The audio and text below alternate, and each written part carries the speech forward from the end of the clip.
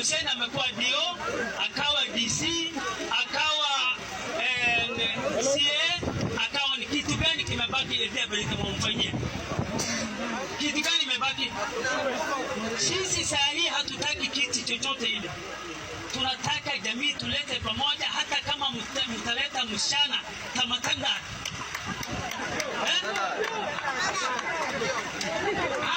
Kama mtaleta msemo huyu ndio gavana yetu, tuko tayari kusimama nyuma yake. Na yeye sahihi hataki kusimama nyuma ya Wardei. Yeye hataki kusimama nyuma ya Wardei.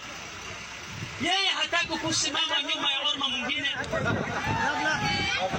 Leo nitaongea, sitaongea miaka miwili.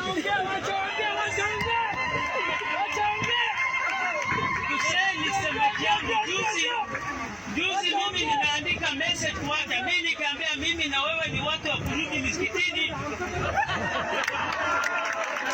Niliandikia message, angalia kwa WhatsApp.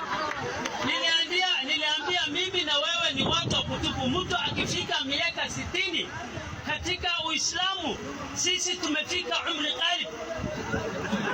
Tumefika umri qalib. Tunataka tukaribie mahali karibu na Mungu. Sasa leo yeye akicheza dansi na mtoto ya mjukuu,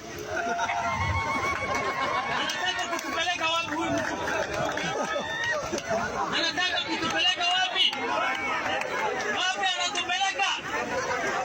Iko wewe umefika miaka 60, hujaenda misikitini, hujaenda kufanya thawabu. Sasa hii ni mtu akusada. Mwenyezi Mungu alimpatia 40 years.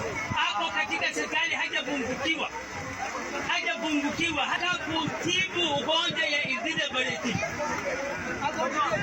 Ugonjwa ya Idrida Baleti ni Hussein Dado hata serikali haina jenzi, wamesema hakuna nafasi.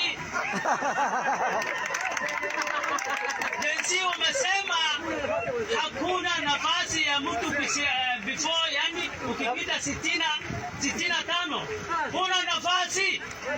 Hata mimi bado miaka ngapi tu, miaka 5 ninaenda, na hata community wakirequest hata sahi na retire.